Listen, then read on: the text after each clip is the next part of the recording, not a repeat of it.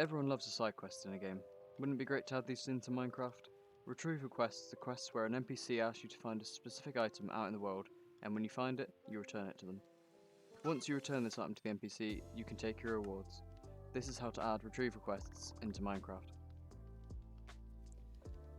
So, in the advanced settings, you need to add one of these and get its set block at these coordinates, well, any coordinates, wherever it is, I'll show you where to put that in a second, of redstone block, and then just call that one accept quest. Okay. That one's going to place a redstone block here, which then will trigger this. So it shows the subtitle quest accepted. This is just for the visuals.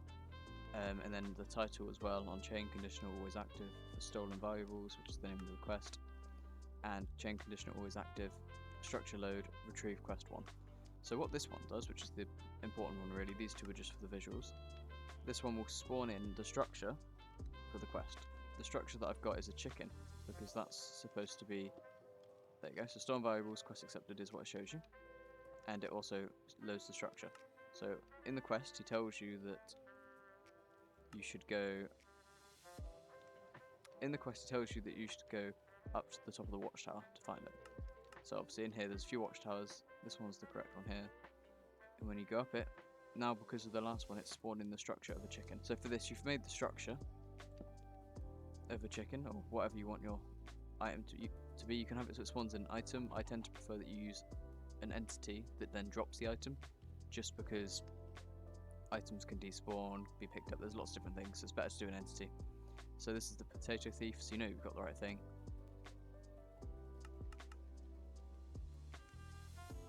And when you kill the potato thief, it spawns in Larry's potato, which is obviously the quest item.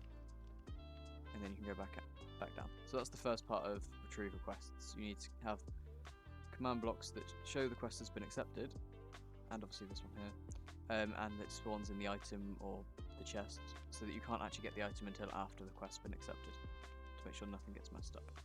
Okay, this is the second bit. So there's, first of all, repeating unconditional needs redstone command block. This just needs redstone because I've got this one here. That is constantly testing for tag retrieve quest 1, which is just this is the tag that I put on the chicken. You can also do any chicken entity or anything like that that's within a radius of 6 of that area. So if we go up to my watchtower here, the chicken can't actually get out, it can't go down the scaffolding, so it's stuck here.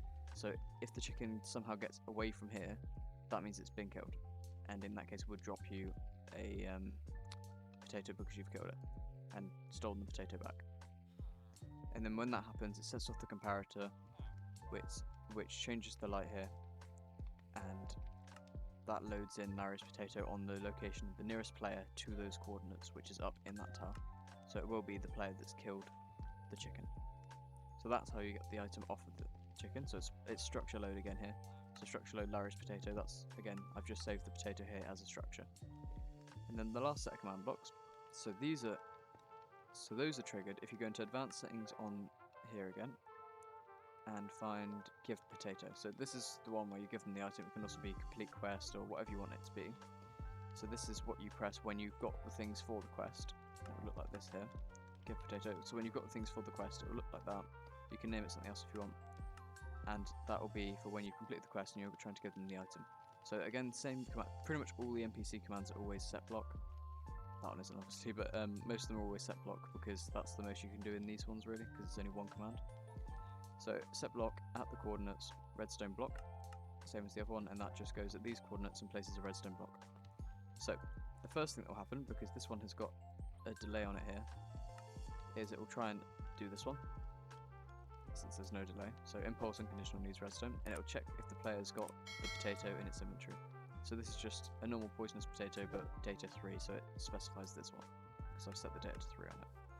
And then the second one, chain conditional always active. If that first one's correct, he says ain't got my tot yet, and I've named it Larry so that it's like the NPC is saying it, just so that if they don't have it, it says, you know, you don't have the right item yet. If that fails, nothing will happen over here, and the redstone block will then stay and trigger this, which sets that one to air. And then the next one clears the player it clears any player that has the quest item of one of their quest items. So this removes the potato from their inventory. Next, we've got, again, this is for visuals, but I advise doing it just because it looks nicer for quests. So title for everyone, the subtitle, stolen potatoes plus 14 pebbles and 60 XP. And title of quest complete, which I'll show you what all that looks like in a second. Then after that, you've got these ones. So this is a chain condition always active with 10 ticks. And this one sets a redstone block right in front of this repeating command block. And this repeating command block, so repeat unconditional needs redstone, is going to be executing out the nearest player to this location, which will be where the NPC is stood. Run structure load pebble. So pebble's the currency in this, but you can do whatever sort of reward you want. And this method I found more interesting than just, so you can just, rather than doing the repeating command block, you can just replace and put this structure load command in here instead and spawn it all in one go. But I found it more interesting to have it so it drops one at a time. So it will spawn this in one of these every tick, and then the next command block has a delay in ticks of 14, which means it will run that command here 14 times. So it will spawn 14 pebbles in, as I said, is the currency. And obviously set this block to air so it will stop spawning them in. After that, we've got another one, which is the same thing again, spawns in a redstone block except here.